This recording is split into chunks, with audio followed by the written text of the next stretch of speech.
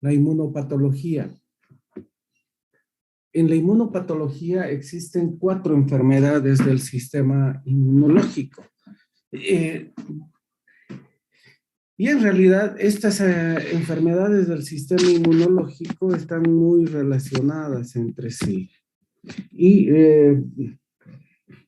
hay algunas que son causa de, por ejemplo, de otra de ellas. Por ejemplo, o son mecanismo de producción de una de estas enfermedades. Por ejemplo, la autoinmunidad tiene como mecanismos de producción o mecanismos de daño los mecanismos de hipersensibilidad.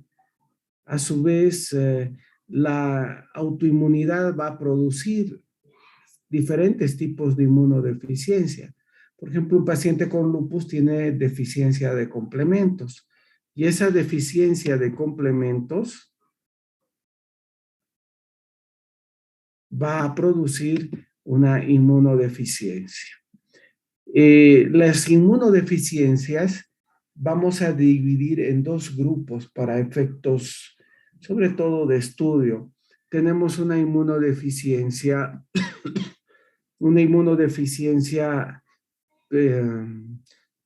congénita y una inmunodeficiencia adquirida. La inmunodeficiencia congénita es más de estudio de los pediatras y pediatras inmunólogos. Los inmunólogos manejan muy bien lo que son alergia y manejan muy bien lo que es inmunodeficiencias. Ahí tenemos, por ejemplo, un montón de enfermedades congénitas asociadas a inmunodeficiencias. Ejemplo, la inmunodeficiencia común variable, el déficit de inmunoglobulina G, el síndrome del leucocito perezoso, etcétera, etcétera. Hay deficiencias o inmunodeficiencias tanto del sistema inmune innato como del sistema inmunoadaptativo. Por ejemplo, el déficit congénito de complemento, hay un déficit congénito de diferente tipo de elementos que intervienen en la inmunidad. Por ejemplo, una mala producción en interleuquina 10, por ejemplo, interleucina 10, hace que a su vez con el tiempo pueda predisponer a ese paciente a producir una enfermedad autoinmune como es el lupus eritematoso sistémico, ¿verdad? Esas serían las inmunodeficiencias congénitas, que es más del campo de la pediatría. Entonces son niños que empiezan a enfermar con diferentes tipos de infecciones y uno, por ejemplo, amigdalitis repetitivas, y uno les hace algunos tests y encuentra de que tienen una inmunodeficiencia congénita. Las inmunodeficiencias adquiridas, como su nombre indica, aparecen secundarias a algo. Cuando ustedes hablen de secundarias a, siempre para cualquier tipo de enfermedad, digan siempre secundarias a medicamentos, secundarias a infecciones, secundarias a enfermedades del colágeno y secundarias a neoplasias. Y ahí nunca se van a equivocar.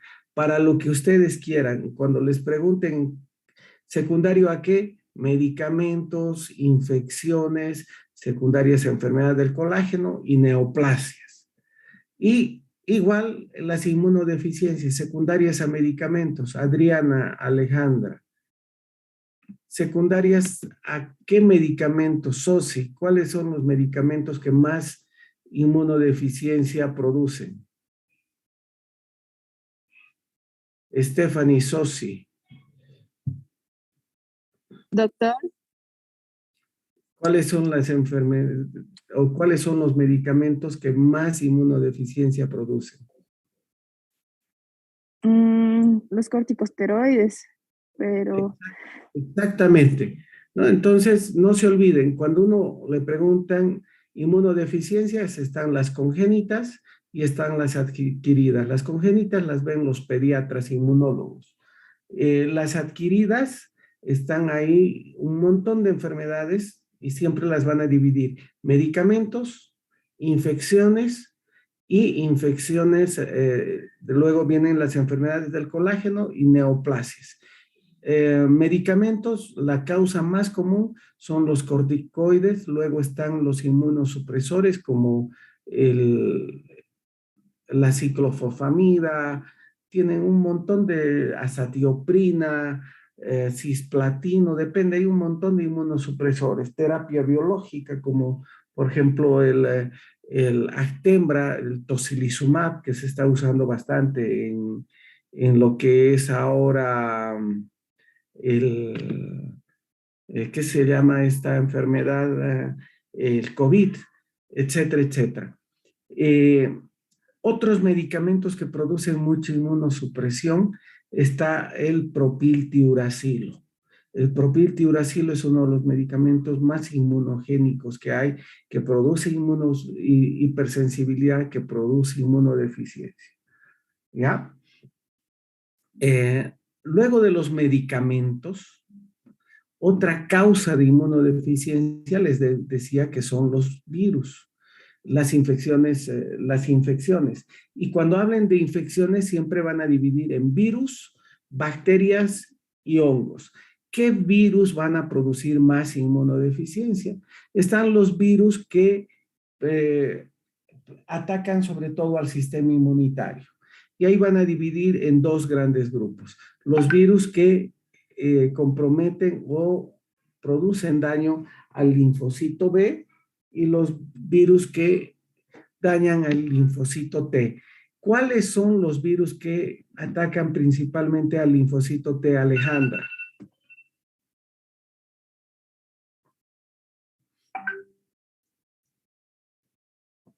¿Cuál de las tres, doctor? Estamos todas las Alejandras esta vez. A las tres, Alejandra. ¿Cuál? La otra, Alejandra, tú ya has respondido. Mm. ¿Cuál es, qué virus ataca principalmente al linfocito T y produce inmunodeficiencia? El VIH, doctor. Sí, el VIH. Exactamente el VIH. Principalmente va a producir daño en el linfocito helper, el CD4, ¿verdad? Y va a producir inmunodeficiencia. Otro es el HTLV1. ¿Y cuáles son, para la otra Alejandra, cuáles son los virus que atacan y dañan al linfocito B?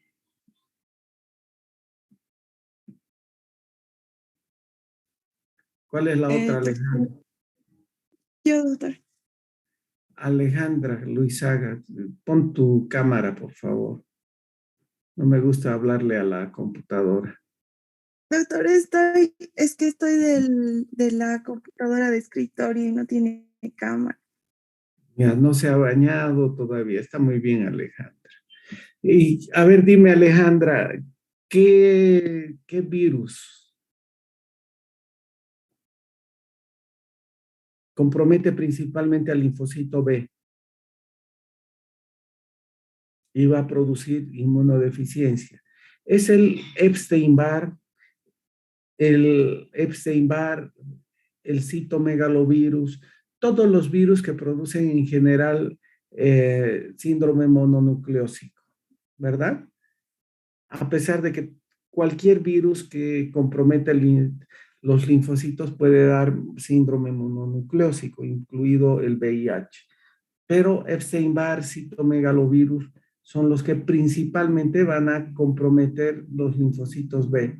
Y si es que el paciente está inmuno o genéticamente predispuesto, incluso pueden desencadenar linfomas o algún otro tipo de neoplasia hematológica, ¿verdad?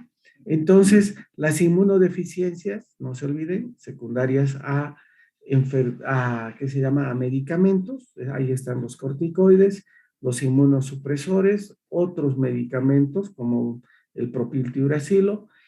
Tenemos secundarias a infecciones virales, que son las más frecuentes, bacterianas, especialmente las bacterias que van a comprometer a los linfocitos. Hongos producen mucha inmunodeficiencia, además comprometen a pacientes inmunocomprometidos como el Aspergillus. Y tenemos también enfermedades del colágeno que van a producir inmunodeficiencia. Entre esas tenemos, por ejemplo, el lupus eritematoso sistémico. Cuando se activa el lupus eritematoso sistémico, produce gran cantidad de inmunocomplejos, y al producir inmunocomplejos, baja el complemento. Por lo tanto, al bajar el complemento, producimos una inmunodeficiencia, ¿verdad? Y así cada una de las enfermedades del colágeno va a producir cierto tipo de inmunodeficiencia. Y decíamos las neoplasias. ¿Y qué neoplasias en general van a producir inmunodeficiencias? Las neoplasias que principalmente comprometen el sistema inmunitario, linfomas, leucemias. Obviamente, si nosotros tenemos una leucemia, vamos a tener una inmunodeficiencia porque los leucocitos que producimos son leucocitos aberrantes que no van a producir un buen montaje de todo lo que es el sistema de defensa, ¿verdad? Otras enfermedades que van a producir inmunodeficiencia, pero en forma más difusa, no tan específica, son cualquier enfermedad crónica, caquextizante. La desnutrición crónica también va a producir, por ejemplo, el hipotiroidismo, el hipertiroidismo, el Cushing, la insuficiencia cardíaca congestiva, cualquier enfermedad crónica que vaya a producir hipercatabolismo principalmente, ¿verdad? Entonces, esas son las causas de inmunodeficiencias. Luego vamos a hablar de lo que son las hipersensibilidades. Tenemos 4 tipos de hipersensibilidad. La hipersensibilidad tipo 1, tipo 2, tipo 3 y tipo 4. Esto ya nos han enseñado prácticamente creo que desde el propedéutico. En primer año hablamos, segundo año hablamos, tercer año hablamos, y seguimos repitiendo esto como loros, pero sin embargo no le hallamos el sentido real a esta clasificación y no le encontramos una razón fisiopatológica por qué ni para qué aprendemos esto, pero van a ver que es bastante bonito y nos enseña muchas cosas. La hipersensibilidad tipo 1, hay un alérgeno. Primero, el alérgeno es un antígeno extraño que no nos va a producir daño, pero nosotros reaccionamos en forma exagerada. Por ejemplo, el polen de una flor. Y vamos a reaccionar en forma exagerada y vamos a producir una inmunoglobulina. ¿Qué inmunoglobulina vamos a producir? Una IgE en forma anormal. En forma normal, nosotros producimos IgE en contra de qué tipo de microorganismos o no microorganismos, en contra de qué patógenos. Alguien que me responda. Alejandra, la politiquilla, la representante de curso. Y prende tu cámara, Alejandra. Está bien, doctor. No sé la respuesta, pero ahora voy a prender cámara. Pero les he dicho. Contra parásitos, doctor, el mitos. Sí, exacto, Esmeralda. Contra parásitos en forma normal, nosotros producimos IgE contra parásitos, ¿verdad? En forma patológica, nosotros vamos a producir IgE contra alergenos. Los alergenos son antígenos inocuos. Entonces, formamos, fíjense, anticuerpos contra estos antígenos y por su fracción FC, por el fragmento FC, se van a unir a su receptor FC de estas células efectoras. ¿Qué célula efectora va a ser? El mastocito o un eosinófilo. ¿Y qué tipo de receptor se va a llamar este? Receptor FC epsilon. Si se dan cuenta, este es un receptor tipo 1. Y al estimular el receptor tipo 1, la señal que va a pasar hacia el núcleo, hasta este núcleo, va a ser una señal de activación muy intensa. Una vez que se han llenado, fíjense, estos receptores tipo 1, que estoy mostrando acá con el puntero láser, van a empezar a llenarse los receptores tipo 2, que tienen una hendidura más chiquita, son más escasos y más difícilmente se van a unir a la IgE. ¿Por qué? Porque esta hendidura es pequeña. Segundo, son más escasos los receptores tipo 2. Entonces, ¿quiénes se van a llenar primero? Son los tipo 1. Entonces, al llenarse los tipo 1, empiezan a pasar señales de activación y se produce la reacción alérgica. Pero no podemos vivir en una reacción alérgica imparable, ¿verdad? Cada vez más alergia, y esta célula va a pasar la señal de activación, ¿verdad? ¿Y qué es lo que hace para autorregularse esta célula? Empieza a llenar los receptores tipo 2 de baja afinidad, y estos receptores FC de baja afinidad, al unirse a esta inmunoglobulina E, van a pasar señales de inhibición. ¿Queda claro? Entonces la reacción alérgica por sí misma empieza a parar. ¿Queda claro? Sí, doctor. Entonces esta es la hipersensibilidad tipo 1. La hipersensibilidad tipo 2 hay de dos tipos, A y B. Actualmente está en discusión todavía esta clasificación, pero básicamente la hipersensibilidad tipo 2 se divide en A de células, las que suceden en la sangre, y B, las que suceden en órganos sólidos, como vamos a ir viendo. A, ¿qué característica tiene la hipersensibilidad tipo 2? Fíjense dónde está el antígeno. Este antígeno puede ser propio o extraño. Cuando es propio ya hablamos de autoinmunidad. ¿Con qué mecanismo de hipersensibilidad? Tipo 2. O puede ser extraño, por ejemplo, esta es una célula, un glóbulo rojo, por ejemplo, que ha sido transfundido. Entonces es contra algo extraño, ¿verdad? Y si es algo propio, es una anemia hemolítica autoinmune. ¿Les queda claro? Ya no es una IgE, es una IgG, una IgM, una IgG si es contra el sistema RH, IgM si es contra el sistema AB. ¿Se acuerdan que les he hablado que la IgG está diseñada contra el sistema RH? Por eso hay la eritroblastosis fetal, porque la IgG pasa la barrera hematoplacentaria. No es contra el sistema AB, porque la IgM es de alto peso molecular y no pasa la barrera hematoplacentaria. Han visto que todo tiene una causa, todo tiene un efecto.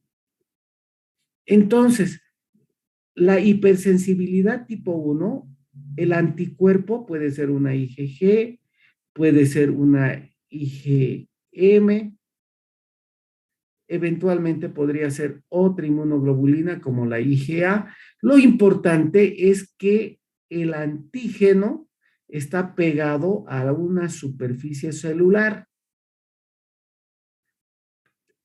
Tipo 2A es cuando es una célula hematógena. Por ejemplo, glóbulo rojo, leucocito o plaqueta. Y la B es contra un órgano sólido, por ejemplo, en una tiroiditis de Hashimoto.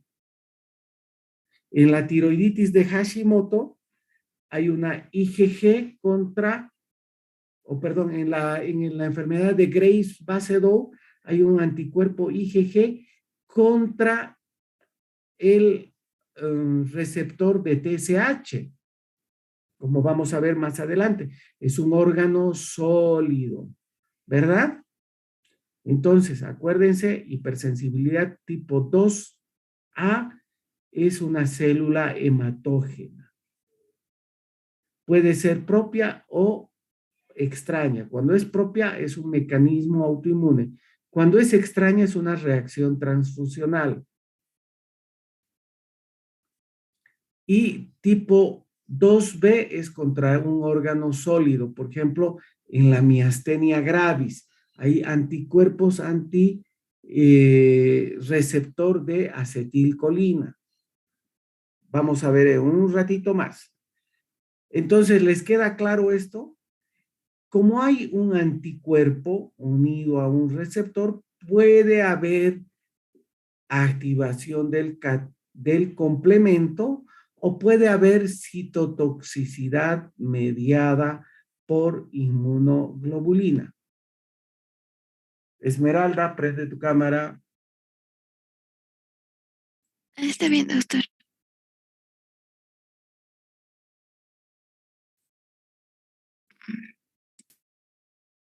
Un momentito, doctor. ¿Ya se ve?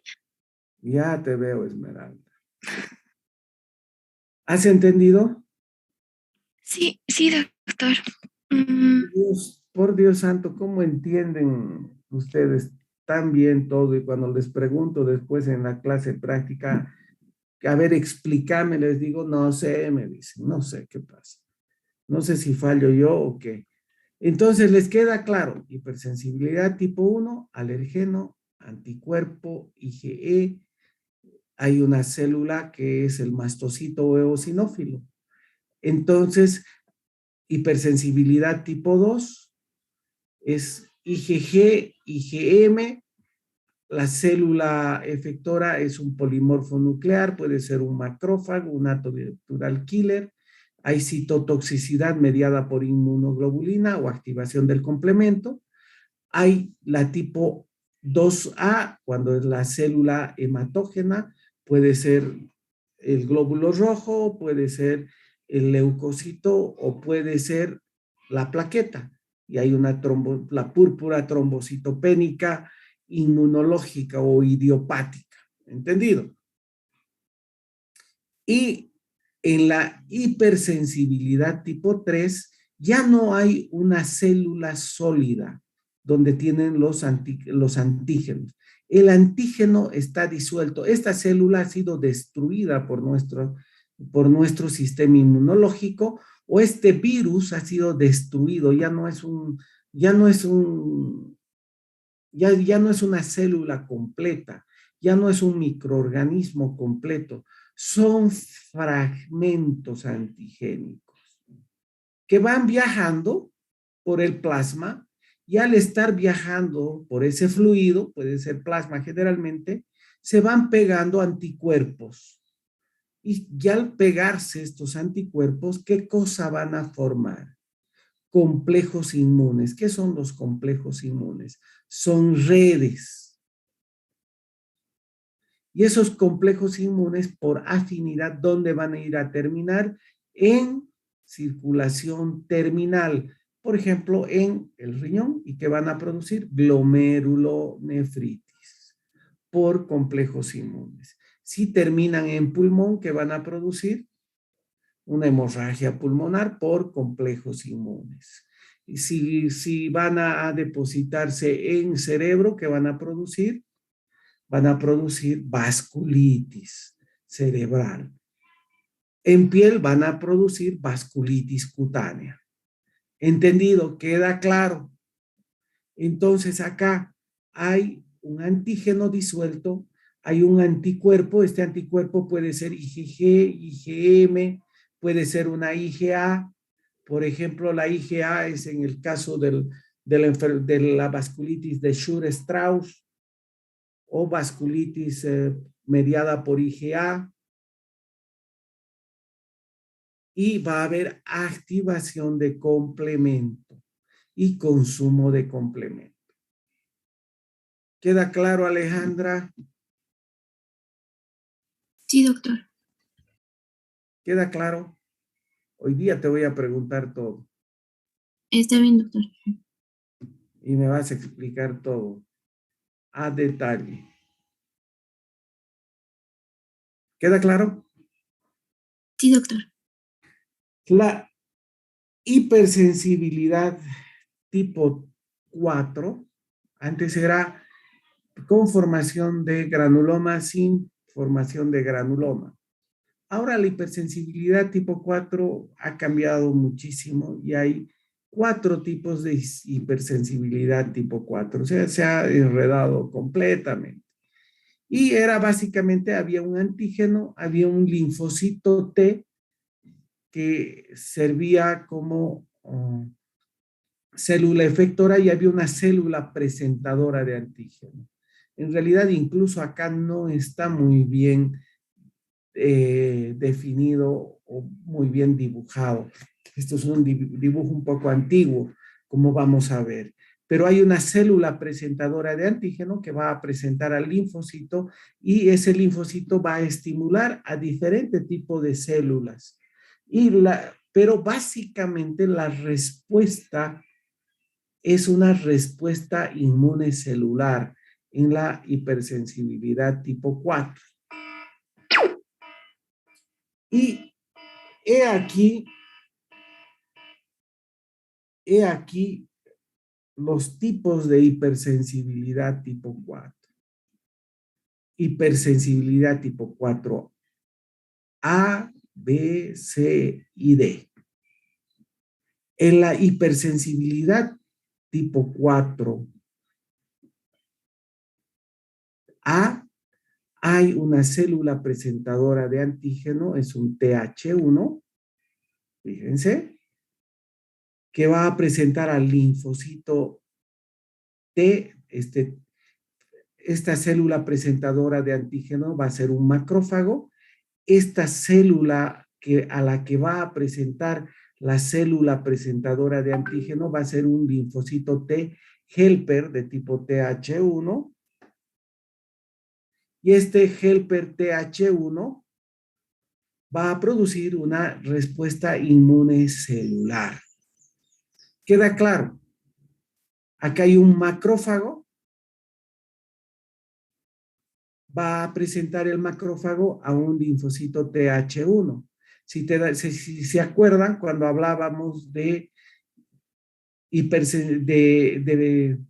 lo que era presentación y de reconocimiento, el macrófago tiene qué tipo de HLA, clase 2, ¿verdad? ¿A qué tipo de linfocito o a qué tipo de célula va a presentar el antígeno? A una célula inmunitaria.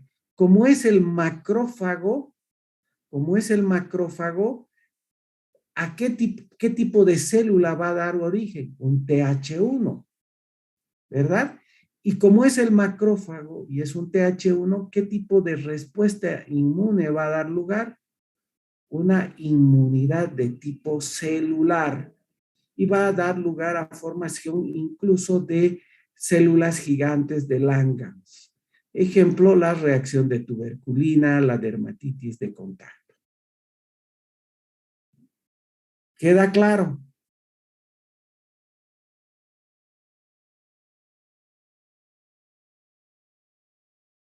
Sí, doctor, se entendió. ¿Queda claro? ¿Puedes repetir una vez más, doctor? Eso. ¿Se acuerdan cuando les hablaba de reconocimiento de lo propio y extraño? ¿A través de qué se hacía el reconocimiento de lo propio y extraño? A través de la presentación del antígeno. ¿Y quién presentaba el antígeno? Cualquier célula del organismo, ¿verdad? Pero las células profesionales, las células presentadoras de antígeno profesional, iban a presentar el antígeno a través de un HLA clase 2. ¿Sí? ¿A través de qué clase de HLA clase 2 iban a presentar? ¿O a quién? A una célula inmunitaria, a un linfocito T helper, ¿verdad? Porque cualquier célula del organismo presentaba directamente al citotóxico. ¿Se acuerdan? Y obviamente, si la célula presentadora de antígeno es un macrófago, el macrófago es una célula inmune celular, va a dar origen o va a presentar a un linfocito TH1. El TH1, acuérdense, tenía interleuquina 1, TNF-alfa, interferón gamma. Y al producir esas citoquinas, iba a dar origen a una respuesta más de tipo celular. O sea, llama a más células. ¿Por qué? Porque es el macrófago el que está presentando a un TH1. Y la respuesta era netamente celular. Ejemplo, la reacción de tuberculina, la dermatitis de contacto.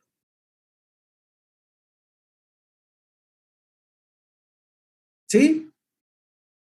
Fíjense cuando, por ejemplo, la célula presentadora de antígeno es un eosinófilo. Cuando el eosinófilo ya no es un macrófago, cuando el eosinófilo presenta el antígeno, va a presentar y el linfocito va a ser un TH2. Esto sucede en el asma crónico. El eosinófilo, que inicialmente nosotros teníamos una hipersensibilidad tipo 1, el eosinófilo ya va a empezar a presentar a los linfocitos TH2. Y el linfocito TH2, ¿qué va a hacer? Va a producir más interleuquina 4, interleuquina 5, interleuquinas 2, interleuquina 10, y va a llamar a más eosinófilos, a más mastocitos. Y la respuesta va a ser de tipo celular, pero mediada por inmunidad humoral, por IgE. Ejemplo, el asma crónico, la rinitis alérgica. Y como ya es hora, nos terminó la clase. Sáquenle foto a esta figura y traten de entender. Mañana les explico. Doctor en inglés. ¿Cómo quiere que aprenda inglés? A ver, hijo, inglés.